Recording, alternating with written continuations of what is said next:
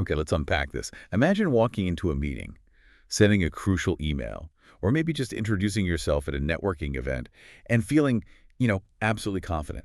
Confident that every word you say or write strikes the perfect professional tone. Hmm. That's really our mission today. English is everywhere in the global workplace, All right? right. It's the language for, well, everything from pitching new ideas to making deals internationally. Absolutely. It's the default, really. Right, coordinating projects, even just asking for a document across time zones. But here's the thing, and this is what we're diving into.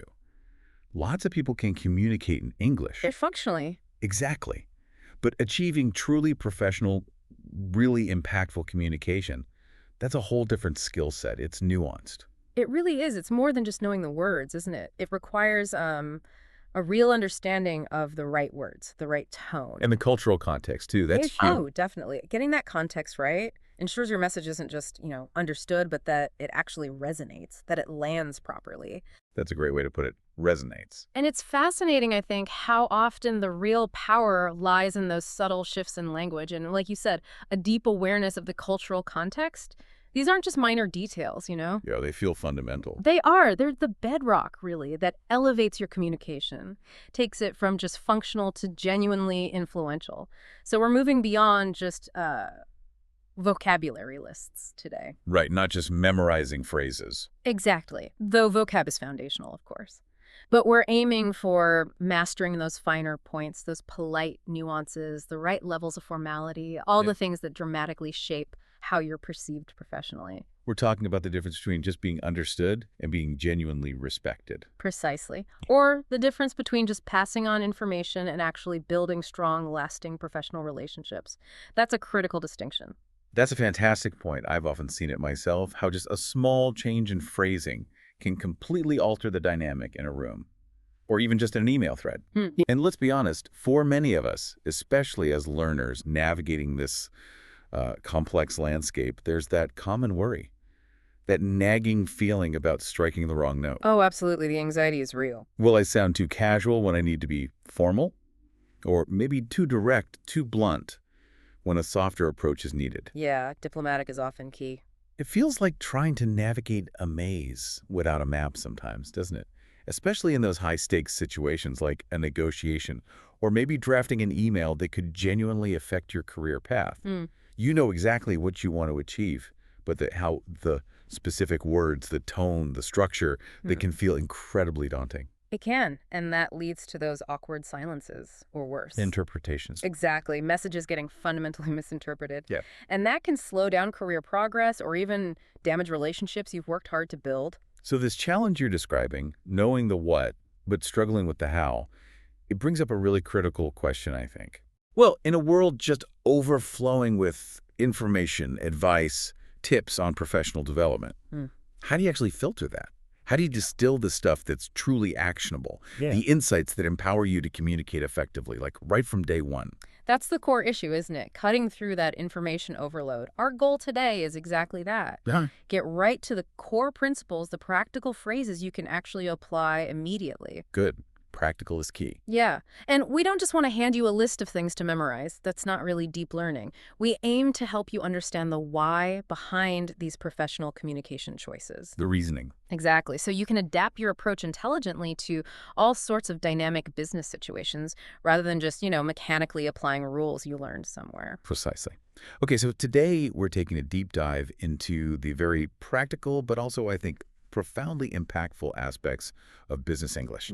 We'll cover everything from making that really stellar first impression with professional introductions Crucial first step. to confidently navigating those tricky conversations in meetings, disagreements, opinions, all that. Yeah, that's a big one for many people. And even mastering the art of crafting perfectly polite but also persuasive emails. Essential in today's world. But we're not stopping there, right? We'll also zoom out a bit, explore those critical cultural nuances, the things that can literally make or break your professional interactions on a global stage. That cultural piece is so often underestimated. It really is. So it's a comprehensive approach, really, designed to equip you with the tools, the mindset, to feel truly at ease and, dare I say, powerful in any English-speaking business environment. And by the end of this deep dive, hopefully, you won't just have like a mental list of phrases. You'll have cultivated a deeper understanding. Right. A deeper understanding of the foundational principles. And that understanding, that's what truly empowers you to adapt, to innovate, and really thrive in all sorts of diverse English-speaking environments. Think of it as a shortcut, maybe. Yeah, a significant shortcut, I'd say, to becoming well-informed in professional English, giving you those aha moments. Have those. Yeah, those moments that transform your confidence from just like a hope into something tangible, a consistent competence you can rely on. Excellent. Okay, let's jump right into our first big topic. Mastering professional introductions. That crucial first impression formula. Right? So when you're introducing yourself in a business context, could be a new colleague, a potential client, someone at a conference you've never met. Mm-hmm. The common, maybe overly casual approach is often just, "Hi, I'm Alex." Simple enough. Seems harmless, right? Seems harmless and maybe okay in a very informal social setting. But in a business context, it often falls short, doesn't it? It really does. The core issue, I think, is that it lacks immediate context. Exactly. No context. It doesn't give the other person enough information to quickly understand your role, your company, or, crucially, how you might connect professionally. You're basically making them do the work of figuring you out. Yeah, instead of offering immediate value and clarity, to really make an impact, you need to offer a bit more substance right away, just a little bit more information. So what's a better way? Well, consider the powerful simplicity of something like, "Hi, I'm Alex, and I work in the marketing department at ABC Company." Okay, name, role, company. Exactly. What's really effective there is how swiftly, how efficiently that structure establishes your professional identity, your affiliation. Right. It gives them a frame of reference immediately. Instantly. Your name, your specific function, the organization you represent. It just provides that context, making it far easier for them to maybe ask a relevant follow-up question. Or just remember you later. Or recall your specific context later when they're sorting through all the new contacts they made. It's concise, it's professional, and critically, it's informative. Right. Or another example. Nice to meet you. My name is Lisa, and I'm project manager at XYZ Tech. Good one. Now, you might notice a subtle difference there. I'm Alex versus my name's Lisa. Yeah, there is a slight difference in feel. Both are perfectly fine, totally acceptable. But my name is Lisa can sometimes sound maybe slightly more formal. I agree. It can carry a slightly more formal cadence. You might choose that specifically for certain environments where you want to touch more gravitas or a deliberate sense of composure. Right, a bit more considered. Indeed, that my name is. Construction can definitely add a layer of deliberateness. It signals a more considered, more formal approach to the introduction. So it implies you're intentionally presenting yourself with a bit more weight. Yeah, maybe a bit more decorum, which can be particularly beneficial in, say, highly formal settings, or maybe during initial high-stakes meetings, like a big client pitch or meeting senior executives for the first time. Project's composure and respect for the setting. Exactly. Okay, so that's introducing yourself. Right. Let's flip it. How about responding politely when someone introduces themselves to you? This is just as important. Equally important, absolutely. We've all been there, maybe even done it a quick monosyllabic yes or a rushed, "Nice to meet you." That sounds a bit dismissive. Yeah, muttered while looking away. Right. These responses, while maybe not overtly rude, often lack warmth.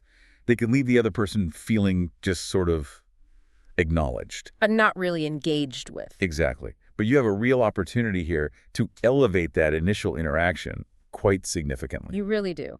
And the key takeaway here is how profoundly a warm, genuine response can shape the entire interaction that follows. So instead of just, "Nice to meet you." Well, when you use a phrase like, "It's a pleasure to meet you, Alex," you're doing so much more than just acknowledging their presence. Pleasure feels stronger. It does. The word pleasure itself conveys genuine warmth, a positive feeling. It elevates the interaction beyond just, obligatory politeness. So it signals respect, positive engagement. Yes, and a welcoming, open tone. This can be particularly impactful in quickly building rapport. It suggests you're not just going through the motions, but are genuinely interested in making that connection. Okay, it's a pleasure. I like that. What else? Well, there's the ever-reliable, "Nice to meet you too, Lisa." Ah, yes, the classic. It's a solid, versatile option. It often serves as that foundational, polite response. Strikes a good balance, I think, between warmth and professionalism. Not too over the top, not too cold. Exactly. It's polite, it's clear, and it's universally understood across most professional settings. So it's a safe and effective choice when you want to be welcoming, but maybe maintain a slight professional distance initially. Think of it like a verbal handshake. That's a great analogy. It's like a firm, polite handshake, universally accepted, never misunderstood, just a gesture of acknowledgement and positive intent. Provides a comfortable entry point for the conversation. Precisely. Signifies you're receptive to further interaction without overstating any immediate familiarity. Okay, makes sense. Now let's level up slightly. Networking events, larger professional gatherings, beyond just that initial introduction and response. How do you keep the conversation flowing? And maybe more importantly, how do you show genuine interest in the other person? It's not just about saying who you are. Right. It's about demonstrating sincere curiosity about them. So, what are some good ways to do that? Well, a perfectly acceptable, very direct opener you'll hear all the time is, so what do you do? Simple, direct. Very straightforward. Its intent is immediately clear. Understand the other person's professional sphere quickly. It's efficient, gets you a quick overview of their role, their company. Serves its purpose. It does. Provides a clear pathway for them to share basic info. It's functional, maybe a little blunt for some tastes, but generally fine. Okay, but what if you want to invite a more detailed response? Something richer.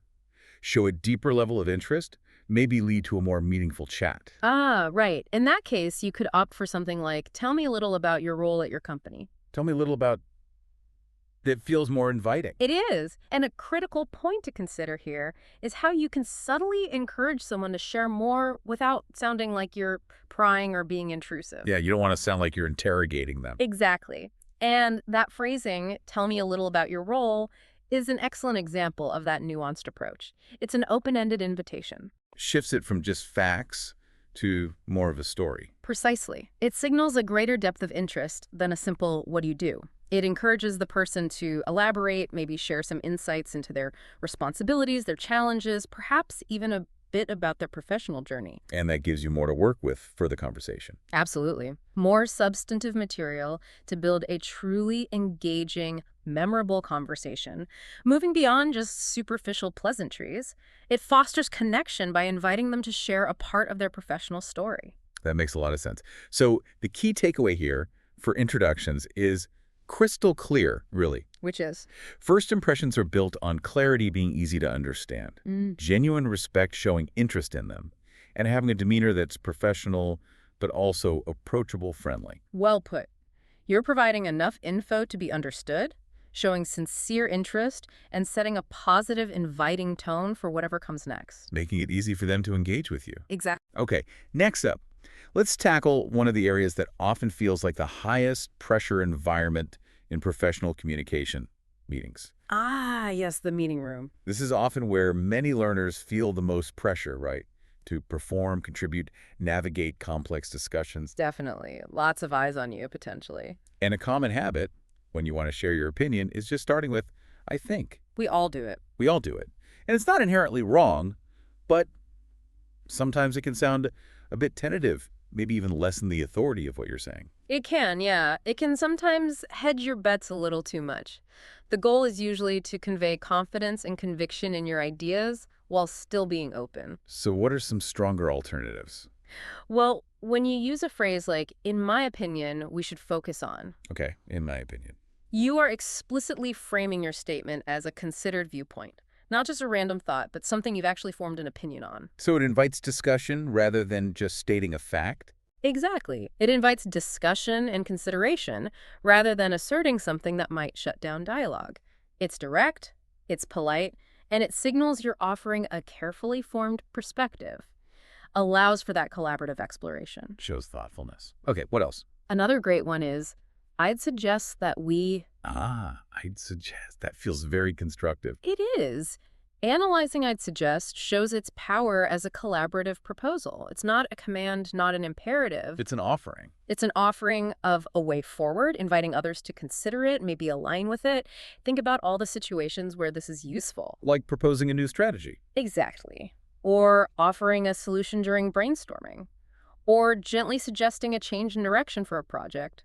Instead of a blunt, we need to change the marketing plan. Which sounds a bit dictatorial. Right. You could say, given the recent market shifts, I'd suggest that we pivot our marketing strategy towards, say, a younger demographic. It positions your idea as a collaborative step, fostering buy-in, not resistance. Makes sense. And then there was another one you mentioned in the outline. From my perspective. Yes. From my perspective, I believe. This one is really interesting because of its inclusivity. How so? Well, the broader implication here is how, from my perspective, allows you to state a strong conviction, a strong belief. But acknowledges others might see it differently. Precisely. It inherently acknowledges that others may have different viewpoints, and that's crucial in collaborative environments where you want diverse ideas. It makes your statement more inclusive, significantly less confrontational. Can you give an example? Sure. Imagine you're discussing potential bottlenecks in a project. You might say, from my perspective, I believe the biggest challenge right now lies in scaling our current infrastructure. Okay. Clear statement of belief. Yes, but it simultaneously opens the door for colleagues to share their perspectives on the same challenge. Maybe someone else thinks the bottleneck is training or communication. It invites a richer, multifaceted discussion. Promotes intellectual humility without weakening your point. Beautifully put. That's exactly it. Okay, so that's sharing opinions. What about agreeing? We need to agree sometimes. Hopefully often. But the pitfall here is often just a simple, maybe unenthusiastic yes, or a quick nod while you're looking at your notes. Yeah, the drive-by agreement. Right. You want to show genuine agreement, active engagement, make the other person feel really heard and validated. That strengthens team dynamics, doesn't it? Massively. So instead of just yes, consider something like, I completely agree with you. Adding completely makes a difference. It does. The power in that word, completely, is immense. It adds emphasis, conviction, leaves no doubt about your alignment. It's much more than a casual nod. It's a full endorsement of their point. Which probably feels good to the person who made the point. Absolutely. It validates their insight, encourages them to contribute more. It's empowering. What about something simpler, like, that's a great point? Deceptively simple, but remarkably effective. Why is it so good? Because it not only signifies agreement, but more importantly, it actively validates the other person's contribution. It acknowledges the quality of their insight, their effort. So it fosters positive team dynamics. Directly. Imagine a colleague shares a really complex analysis. Your response, that's a great point, I hadn't considered it from that angle, builds instant rapport. It encourages more insightful contributions across the whole team. It turns agreement into active appreciation. Nice. Okay, and what if you agree, but you also want to add something? Build on their idea. The yes and approach. A fantastic phrase for this is, I see your point, and I'd like to add. Okay, break that down. Why does it work? It's a masterclass in active listening and constructive collaboration. First part, I see your point. Shows you listened. Exactly. Demonstrates you've listened carefully, absorbed their point, builds that bridge of understanding. Then the and I'd like to add part gracefully lets you introduce your own supplementary insight. Makes the discussion richer. Totally. Moves beyond simple agreement to collective problem solving.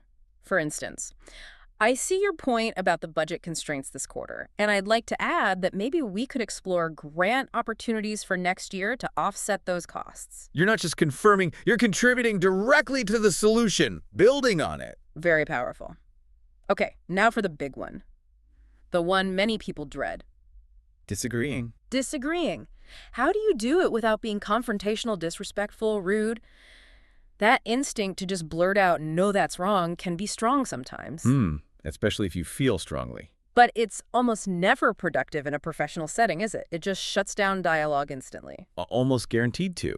So instead of that blunt negation, which feels like an attack, consider the impact of something like, I see your point, but I have a slightly different perspective. Okay, let's dissect that. I see your point. That validates immediately, signals you've heard them, understood them, disarms potential defensiveness right away. Okay. The but signals the difference clearly. But then, I have a slightly different perspective that softens the disagreement considerably. Presents it as an alternative view, not a direct refutation. Precisely, an alternative angle.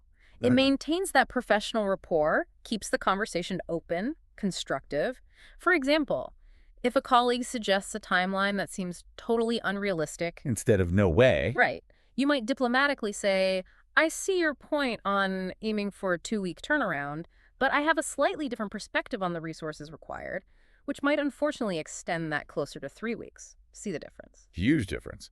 Much more collaborative. What's another option? Another really useful, respectful one is, that's an interesting idea, but I think we should also consider. Starting with, that's an interesting idea.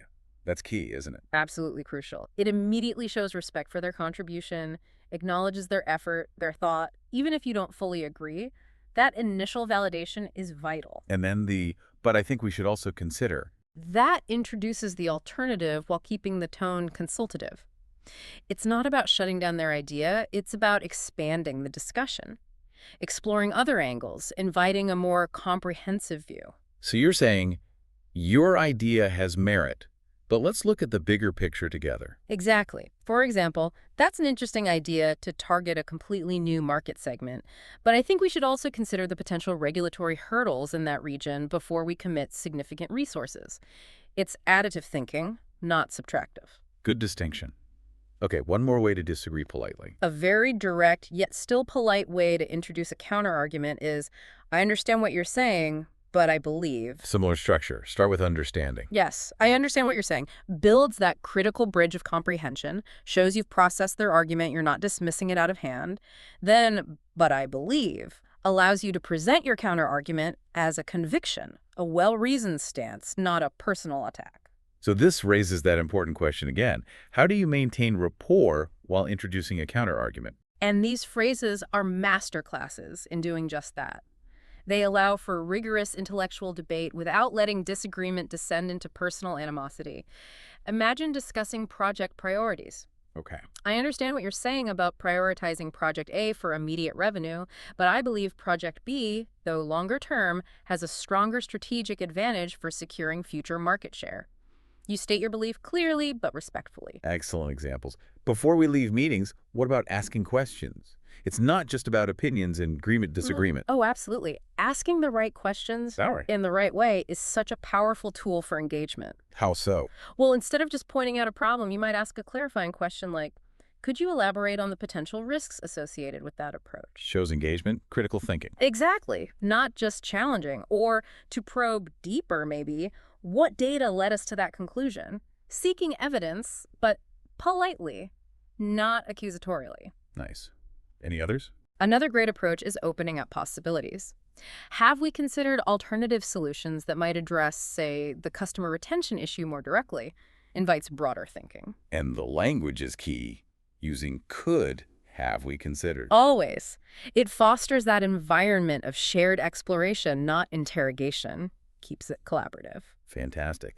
So the big takeaway from this whole meeting section seems to be, well, it's about contributing thoughtfully, fostering genuine collaboration, and meticulously maintaining respect, even when you strongly disagree. That sums it up perfectly. Building ideas together, refining strategies through constructive dialogue, and making sure every voice feels valued, even in disagreement. Okay, let's switch gears now from spoken words in meetings to the written word, specifically business emails. Ah, the digital domain. Right. In today's world, emails are so often the main written record of our professional interactions. And their tone, their clarity, their professionalism, it impacts perception significantly. Hugely. It's your digital footprint.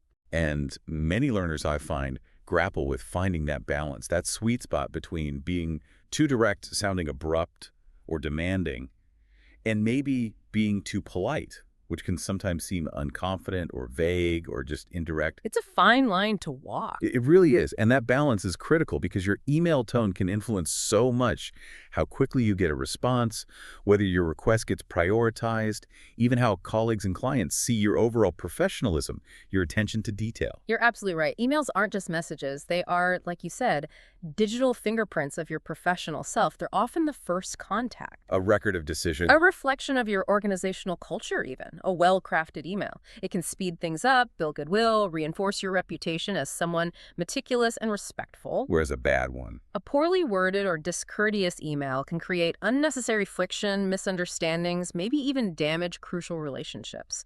It truly is a delicate balance. Conciseness, clarity, and courtesy all have to work together. Okay, let's start right at the beginning. Polite greetings. There's definitely a spectrum of formality here, isn't there?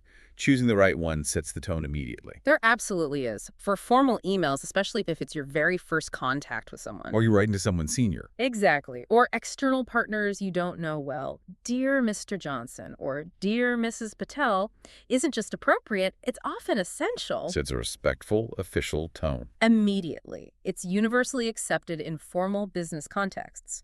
Removes any ambiguity about the professional, serious nature of your communication. Think of it as the default for unknown recipients or very important sensitive messages. Also applies if you know their title, like Dear Dr. Lee or Dear Director Chen. Precisely. Using the correct title shows respect. Okay, but what about once you've built some rapport? Or maybe the company culture is just less formal. Can you switch to something like, Hi, Lisa? Yes, absolutely. But this is where it gets interesting, right? What's truly illuminating here is how that choice of greeting immediately signals the perceived relationship and the expected level of formality. So, hi first name is okay sometimes. It's perfectly appropriate and very common once you have an established working relationship or you're operating within a more casual, collaborative, professional environment. But, and this is a big but, Be careful. exercise caution. Never use this for initial contact with someone you don't know, especially someone very senior or in a very traditional industry. The transition from Dear Mr. M's to Hi First Name should ideally follow cues you get from their communication style. Or match the company culture. Or be consistent with the established company culture and internal norms. Getting this wrong can accidentally imply a familiarity that isn't earned yet or might even be culturally inappropriate. Good point. Okay, after the greeting, you need to state your reason for writing.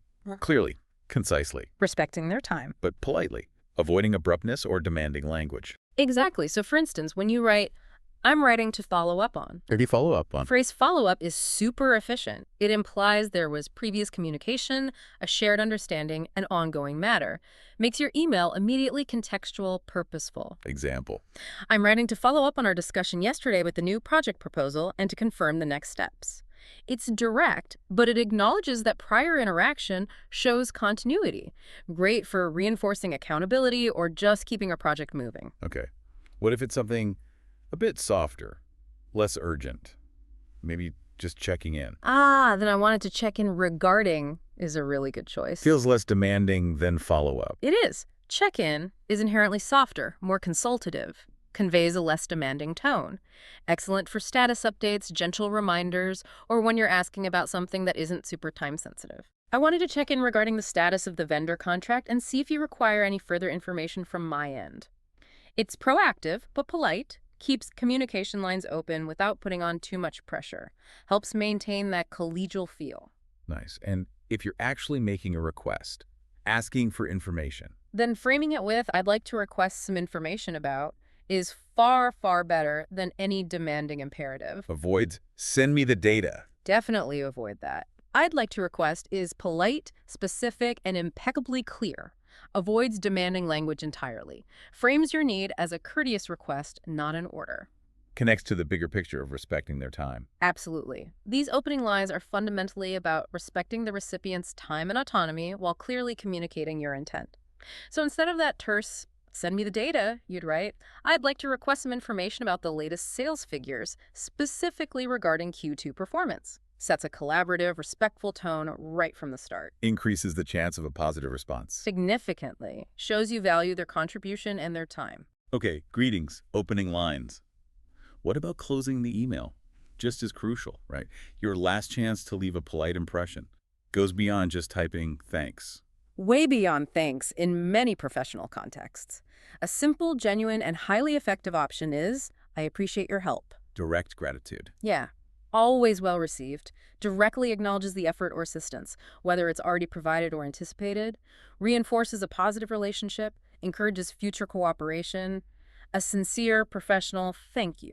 What if you're waiting for a reply or some action from them? Then, looking forward to your response is an excellent way to close without sounding impatient or demanding. Creates an expectation politely. Exactly. It's subtle but powerful.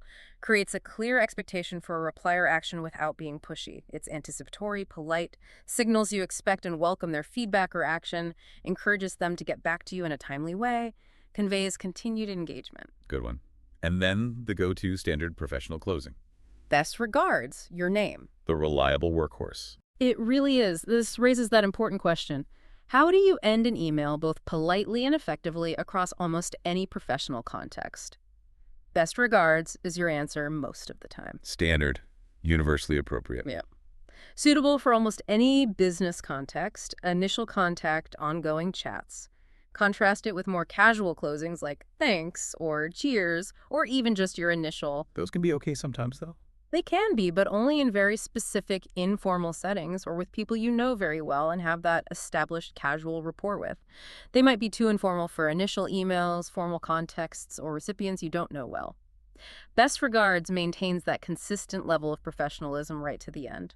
Are there other good options besides best regards? Sure. Sincerely is a bit more formal, often used in very official correspondence. Kind regards is slightly less formal than best regards, often good for ongoing relationships where there's warmth. And simply, thank you works well if the entire email was purely a request for something. Lots of options, but best regards is the safe bet. Generally, yes. Okay, so the key takeaway for emails. Every single part matters. Subject line, greeting, body, tone, closing it all contributes to your professional image. Politeness is paramount, but it needs that balance with clarity, conciseness, efficiency. Crafting your professional voice on paper, that's the goal. All right, let's get into some really actionable do's and don'ts now. These apply pretty much across the board to your everyday business communication meetings, emails, chats, practical tips for immediate improvement. Let's do it, the practical stuff. Let's start with the do's. Best practices for professionalism. What's do number one? Do number one, speak clearly and confidently. And what's truly remarkable here, even the most perfectly phrased sentence, the best vocabulary, it loses so much impact if it's delivered hesitantly. Mumbled, maybe. Mumbled or in a monotone. Confidence amplifies clarity. It gives weight, authority to your words. It's not just what you say, it's profoundly about your vocal delivery. Articulation, pace, volume. All of it. A clear, steady, audible voice projects authority, conviction, professionalism, makes your message resonate far more effectively. Imagine explaining a complex new policy. If you mumble or rush, even if the info is right, the message gets diluted. Comprehension suffers. Some practice delivery, too. Okay, do number two. We touched on this, but it's worth hammering home. Use polite phrases like, could you please, instead of direct commands like, give me. Absolutely fundamental. Cannot stress this enough for a collaborative, respectful workplace. The imperative form, give me the report now, it sounds demanding, authoritative in a bad way, maybe even aggressive. Leaves no room for the other person. Exactly. But the interrogative form, could you please, it actively invites cooperation, frames it as a question, gives the other person a choice, makes them feel respected, which massively increases their willingness to help. The difference is huge, isn't it? Immense. Give me the report now. Versus, could you please send me the report when you have a moment? Think about the impact on team dynamics, the likelihood of a positive response, your overall professional rapport.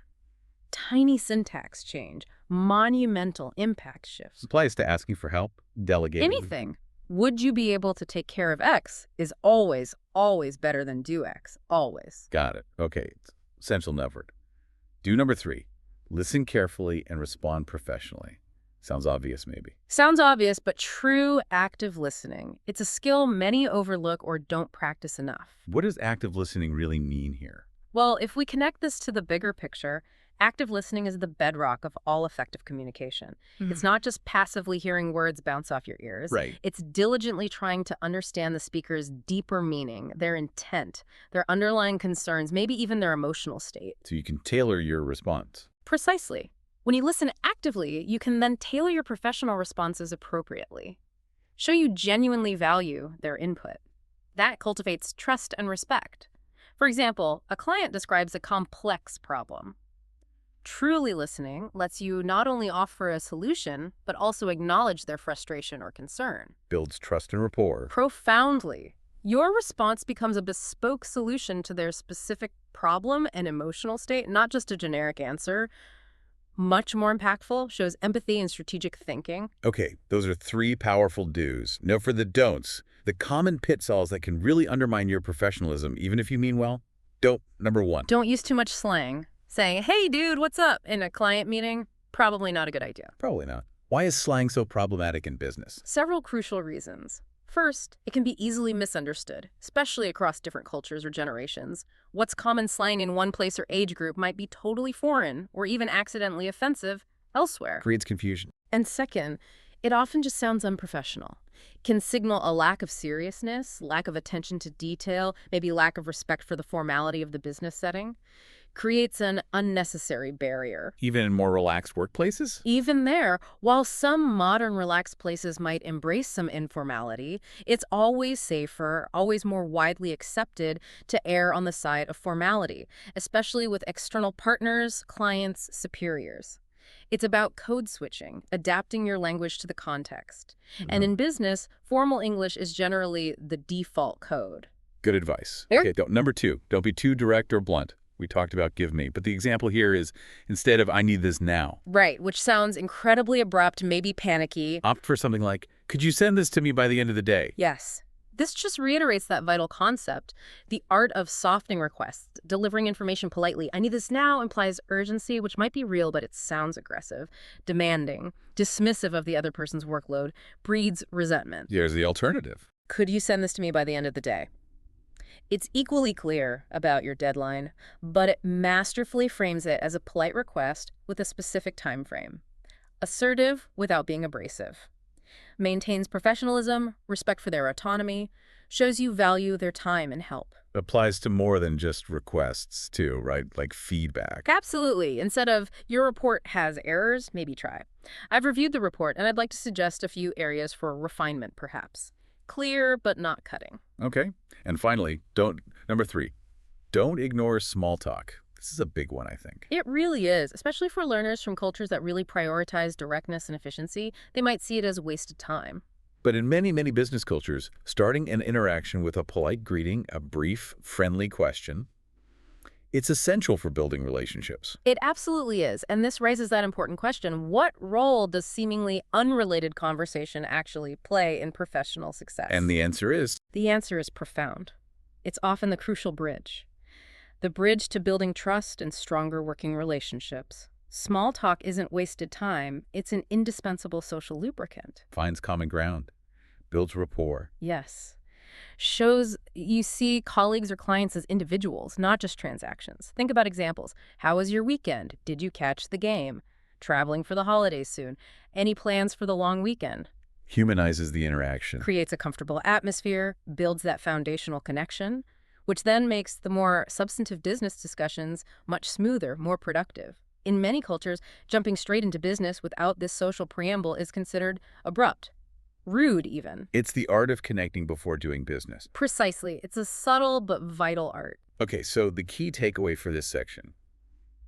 Professionalism is really in the details. The phrases you choose, how you deliver them, your awareness of social cues. Small, intentional changes in these areas can make a huge difference in how effectively you communicate and how positively you're perceived. Okay. Here's where it gets really interesting. Yeah. And frankly, absolutely crucial. The cultural layer. Exactly. Yeah. Because while all the English phrases we've discussed are undeniably important, understanding the cultural context, the context in which those phrases are used, and maybe more importantly, interpreted, that is critical. It's the make or break factor often. Right. Business English isn't this single uniform thing. It's a living language that adapts, shifts profoundly across different global cultures. Like a chameleon changing colors. That's a great image. And what's truly striking here is how deeply culture just permeates and influences communication styles. It's not just what you say, but how it's said. And how it's interpreted by the listener through their own cultural lens. A perfectly polite phrase in one culture might land completely differently elsewhere. Weak, maybe, overly formal, even inadvertently rude. So this extra layer, this cultural intelligence. That's what genuinely transforms your communication from just functional to profoundly effective, impactful, respectful on a global stage. It's the difference between being heard and being truly understood and valued. Okay, let's dive into some specific examples. Let's start with the United States. We mentioned directness earlier. In American workplaces, direct communication is generally valued, right? Often surprisingly so compared to other places. Generally, yes. People are often encouraged to share opinions openly, even up the chain of command. It's often framed in the spirit of efficiency, transparency. So you might hear something quite direct. You might. For instance, in a U.S. meeting, an employee might confidently state, "I strongly believe this approach will significantly increase our sales by 20% next quarter." There's a high cultural value placed on clear, assertive opinions, even if they challenge the status quo. Focus is on logical argument, True. data. Often, yes, contributing constructively. This directness is often seen as efficient, honest, transparent, prioritizing clarity over maybe subtle nuance. It reflects what anthropologists call a low-context culture, where meaning is mostly in the explicit words, not hidden cues. But, as we also touched on, even with that directness, Americans often use softeners to keep things polite, Right. collaborative. It's a bit of a paradox. It is a fascinating balancing act. Direct but agreeable, so you'll frequently hear phrases alongside that directness like, "I think we might want to consider another strategy," or "Would it be possible to adjust the timeline slightly?" Softening the edges. Exactly. If we connect this to the bigger picture of U.S. communication, that directness is often mitigated by these softeners, specifically to foster an environment of open yet respectful dialogue. They signal flexibility, willingness to collaborate, respect for others' input. Ensures direct feedback doesn't feel too aggressive. Precisely. They act as that crucial social cushion, allows candor without causing unnecessary offense. It's a really important nuance to grasp. And small talk. You mentioned it's not just common, but often expected in the U.S. before meetings kick off. Very much so. Light conversation about weekends, hobbies, sports, trips. Examples like, "Did you catch the game last night?" Or "How was your trip to New York?" What's the function there? Just killing time. Not at all. It underscores the vital social function of small talk in the U.S. It's a social lubricant, breaks the ice, finds common ground, shared interests. Fundamentally, it establishes a human connection before you get down to the business agenda, Builds rapport, creates a comfortable atmosphere. which then, paradoxically, makes the business discussions smoother, more productive. It's rarely seen as wasted time. It's an essential, often unwritten, part of relationship building. Ignoring it can make you seem aloof, maybe even rude, hinders relationship development. Okay, U.S. direct but softened. Values small talk. Let's contrast that sharply now with the United Kingdom. More indirect generally, but very polite. Significantly more indirect, often. And yes, politeness is usually paramount. Direct confrontation is generally avoided in British business culture. So instead of, "That's wrong," You're far more likely to hear very nuanced statements. Things like, "I see your point, but I wonder if there's another way to approach this." Or, "That's an interesting perspective, though we might need to consider another factor." there's lots of qualifiers and softeners there. Absolutely. These phrases are meticulously designed to allow for disagreement without appearing overtly confrontational. They value harmony, understated communication. It's about gently hinting at alternatives, subtly suggesting other considerations, rather than stating firm opposition. That could seem impolite or overly assertive. Manifestation of subtlety on politeness, even when disagreeing. Precisely, even in challenging situations. And in emails. You mentioned British professionals often use very polite phrases that might sound almost too formal or lengthy to others. They might, yes. You'll frequently see greetings like, "I hope this email finds you well," or requests framed as, "Would you be so kind as to send me the report?" So kind as too. Definitely sounds quite formal. It does. To someone from a more direct, low-context culture, it might seem lengthy, excessively formal, but these are quintessential hallmarks of British business communication. And this raises that interesting question. How does a culture manage to balance politeness with clarity? British English seems to have mastered that balance. It provides excellent examples. These phrases are deeply ingrained, universally seen as respectful, proper. They show high regard for the recipient and the formality of the exchange, even if they add a few extra words. It's a cultural emphasis on courtesy, tradition. Fascinating. Okay, let's shift continents. Japan. Huge emphasis on respect, hierarchy, and maintaining group harmony. Wa is absolutely central. And that means you will very, very rarely, if ever, hear someone say a direct no. Why is that? Because a direct refusal is often seen as impolite, potentially aggressive. It can cause loss of face for either the person refusing or the person being refused. It disrupts harmony. So instead of no, They might employ incredibly indirect phrases like, "That might be a bit difficult," or "We will think about it carefully," or perhaps, "Let me discuss this with my team," which often means which often means no, or at least indicates significant obstacles. There are deep cultural reasons for this: preserving harmony, showing deference, avoiding discomfort. These phrases allow for a gentle refusal or deferral without direct confrontation, without breaking that crucial social harmony. So it's crucial for outsiders to learn to read between the lines. Absolutely critical. You need to understand that these indirect statements often signify a negative answer. This is a prime example of a high-context culture in action. Meaning is often derived from shared understanding, nonverbal cues, the relationship itself. Not just the explicit words. Right. In such environments, being too direct can actually be seen as impolite because it assumes the other person lacks the context or subtlety to understand. But what about business card etiquette? Meiji exchange. You said it's incredibly important, ritualized. Profoundly important. Far more than just swapping contact details. It's a highly ritualized act, signifying respect and the start of a professional relationship. How's it work? You use both hands to carefully present your card, text facing them so they can read it. You receive their card with both hands. You take a moment to look at it, read their name, title, maybe comment briefly. Show you're paying attention. Exactly. Then you place it respectfully on the table during the meeting, maybe in order of seniority.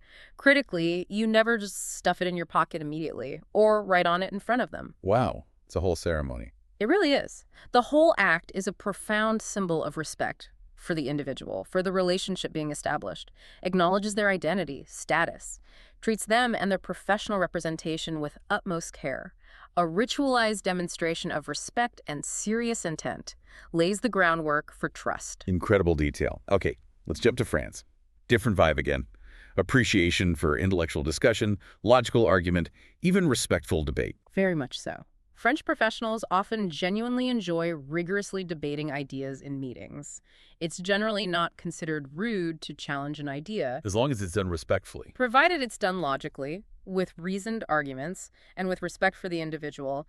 You might hear things like, "I respectfully disagree because based on our latest market data," or "That's an interesting approach, but have we carefully considered the long-term brand implications?" So challenging ideas is seen as engagement. Often, yes, a sign of intellectual engagement, critical thinking, not personal offense. If we connect this to the bigger picture, debating ideas is frequently how French professionals arrive at robust, well-vetted decisions. It's a process of refinement through constructive intellectual friction. They value rhetoric, the rigor of a well-argued point. It's about challenging the idea, not the person. Important distinction. And what about business lunches in France? Common, but with specific etiquette. Very common, and yes, vital etiquette nuances. A significant one is that discussing serious business before the meal ends is sometimes considered impolite. Really? Why is that? French culture places a high value on gastronomy, the pleasure of the meal, and social interaction as a means of building rapport. People take their time, savor the food, the conversation. This raises that key question again. How do different cultures draw the line between social interaction and formal business? In France, the table is a bridge. A crucial social bridge.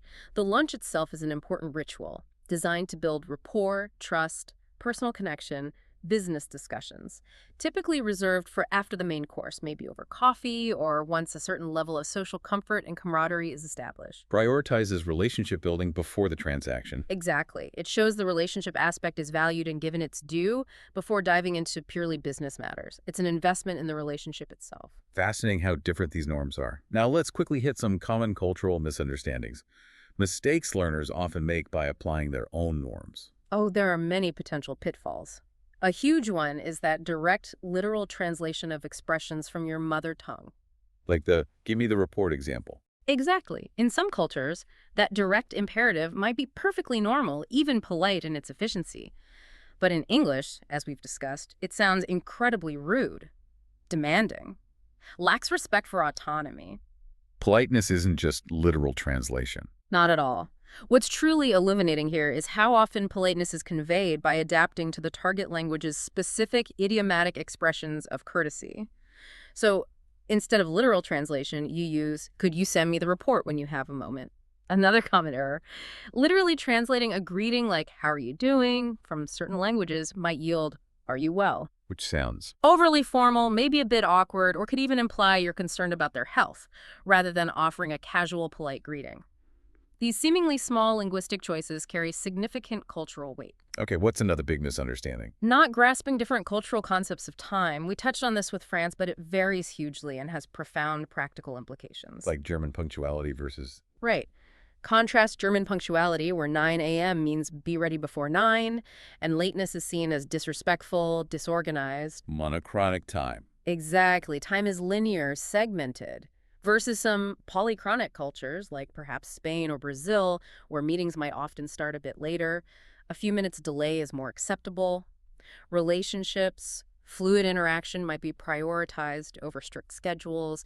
Time feels more fluid, multifaceted. And the implications. If we connect this to the bigger picture of global business, understanding these cultural time concepts can literally save you from missed deadlines, damaged relationships, or just constant frustration thinking others are unreliable.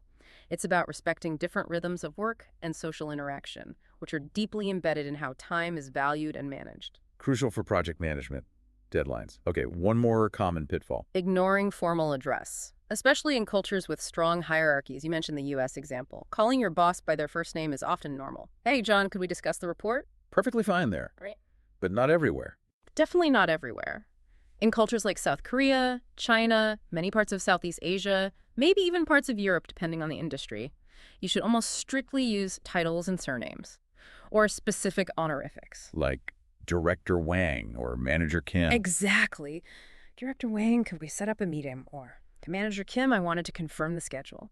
This raises that profound question. How does language directly reflect societal power dynamics, hierarchy, respect? The choice of address is a powerful indicator. Reflects cultural values. Deeply. In cultures with strong hierarchy, high power distance, using proper titles, surnames, deferential language shows crucial respect for position, age, seniority. Failing to do so can be seen as highly disrespectful, dismissive, even arrogant, can immediately damage your professional standing and credibility. Small linguistic choice, major cultural implications. Wow. So the comprehensive key takeaway from all this cultural exploration, it's that cultural awareness is absolutely as important as linguistic accuracy. It's not an optional extra. Not at all. It's the invisible bridge that allows your professional English to truly connect, resonate, succeed globally. Ensures your carefully chosen words are not just understood, but received with the precise respect, intent, and impact you want to convey.